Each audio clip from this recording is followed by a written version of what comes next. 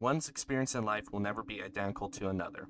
People walking down a similar path will still make different choices on where to go, where to place their foot, or where to look.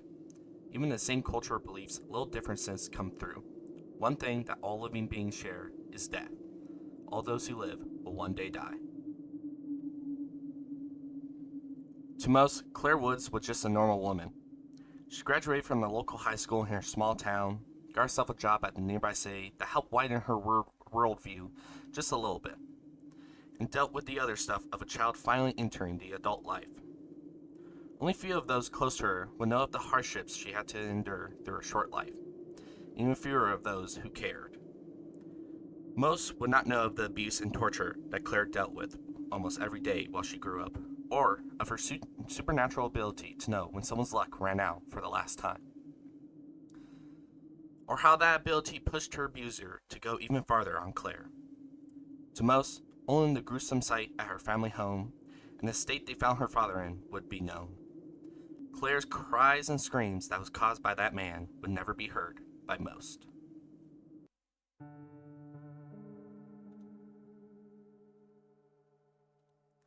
The killer is the Banshee. She's an average height killer with a 32 meter terror radius. Her base movement speed is 115% or 4.6 meters per second. She wears a server outfit, a white long sleeve button up with black dress pants. The shirt has bloodstains throughout it. Her head has been completely cut off and is now held by her once bright red hair that's turned gray. Blood continues to drip from her neck when a red mist flows into the air ceaselessly. She wields a whip out of her father's spine as her weapon. The Banshee is able to track survivors easily across the map while making it harder for survivors to know when she approaches through her power, forgotten wailing. Holding the power button and releasing once the power is filled will unleash a terrifying shriek from the Banshee's head. This scream, fused with the Banshee's blood, will travel up to 12 meters in a cone shape in front of the killer. It'll stop once it travels the max distance or if it hits a survivor. Shriek travels the 12 meters in 0.8 seconds. Shriek will pass through an object, pallets, walls, vaults, etc., one time and bounce off the second object it makes contact with through special ability, Echo. Echoes travel up to a max distance of 6 meters in 0.8 seconds. It cannot bounce an object or go through an object again in base power. Survivors who are hit with a shriek or an echo are inflicted with impending doom. Survivors with impending doom suffer from the oblivious status effect and have their scratch marks be more pronounced while they have it. Affected survivors can be hit again with shriek or echo, dealing 1 health state of damage. This consumes the impending doom, completely removing it until it's applied again. Down survivors that have impending doom can be sent to a cursed coffin instead of being carried to a hook. Cursed coffin act as an alternative to hooks and will always spawn far away from the killer. If the killer gets too close, it will transport away. General add-ons for the Banshee include ones that affect travel distance for Shriek or Echo, the number of bounces that can occur, and the effects that Impending Doom has. The Banshee also has 2 iridescent add-ons.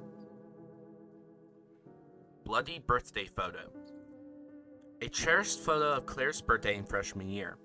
It depicts Claire and her best friend. Impending Doom can no longer be consumed to damage survivors. After Shriek travels its max distance or it hits an object / survivor, it explodes covering a 25 meter radius, inflicting any survivor with Impending Doom in the radius. Shriek no longer bounces. Iridescent Locket. A locket that Claire's grandmother gave her the night of her death. It helped Claire to keep pushing on during her life. Shriek can no longer pass through objects, instead bounces. The first echo travels up to 6 meters like usual, however, the second bounce produces 4 small echoes in the shape of a semicircle going different directions. The small echoes travel up to 4 meters in 0.8 seconds before disappearing. The small echoes cannot bounce. The Banshee brings 3 new perks into the game that help her keep survivors injured while making it easier for her to catch them off guard. Blood Ritual, Fated Death. Any survivor that crosses your path is fated to die. Every time a survivor is injured by any means while a blood ritual is active, They are inflicted with the broken status effect for 20 seconds at level 3. Blood rituals are a new kind of perk. An altar spawns in the basement, and the killer can go to the altar and perform a ritual to activate the altar, giving themselves a strong increase to power. Blood rituals take the killer 10 seconds to activate and can be disrupted by survivors. It takes survivors 30 seconds to disrupt the ritual. Killers can reactivate the ritual. Painful Lament. Your presence brings back painful memories for the survivors, making sure their grief will never leave. Survivors' grunts of pain are increased by 25%. Every time a survivor misses a healing skill check, you gain a token, up to 4 tokens at level 3. The next time you hit a survivor, all tokens are consumed, adding 2 seconds to healing for every token.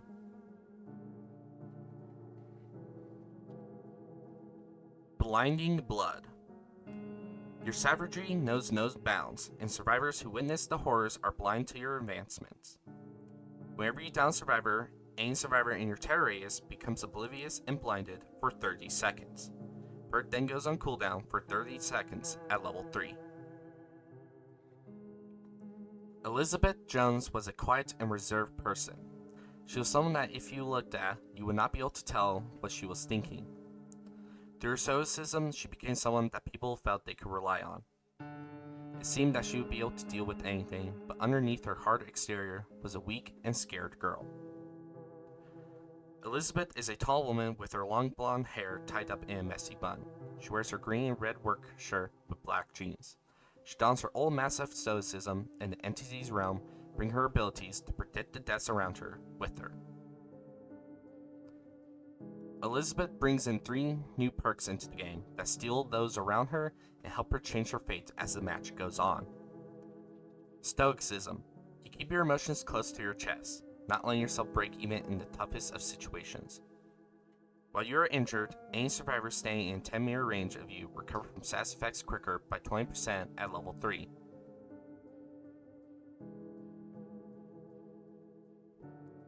Soothing Aura.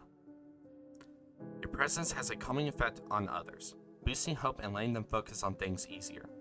After fully healing a survivor, that survivor gains a 20% calmness until they are injured again. The perk then goes on cooldown for 40 seconds at level 3.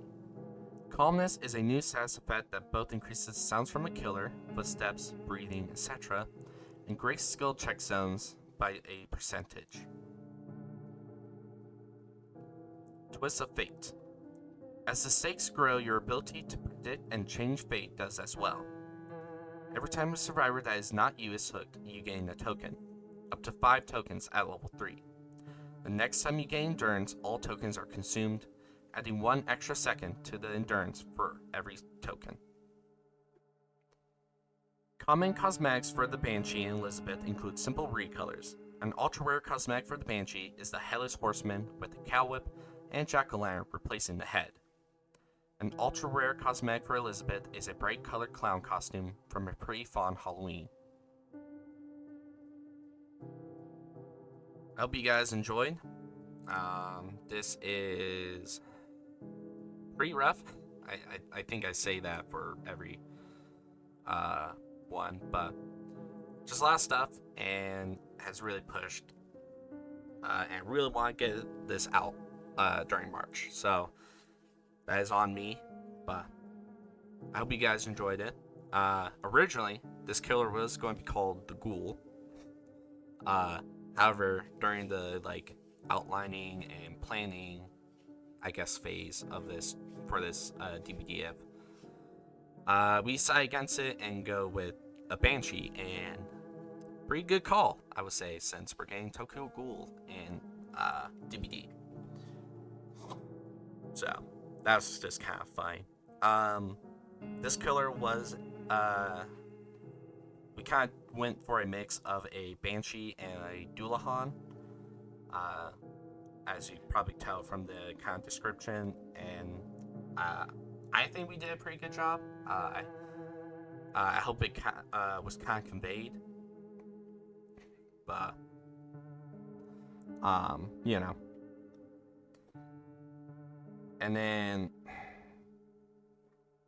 I guess what I want to ask, I guess the thing to ask is, since I always ask stuff at the end of this, is your input on if, like, on the longer or shorter backstory slash info on these original ones. That'd be pretty good to know if you guys have any thoughts on that. But I guess we'll end this with what do you like more, Dualhans or Banshees? I think personally I will go with Dualhan, but I also am a big fan of Durara, so that, features Dualhan as, like, the main character. So, I'm a little bit biased, but, it's all about biases. This is about what you guys enjoyed. So, hope you guys enjoyed. If you did, share, like, give me your thoughts on the power, or really about anything on this chapter. And I hope you guys have a good day or night, and I will see you next time.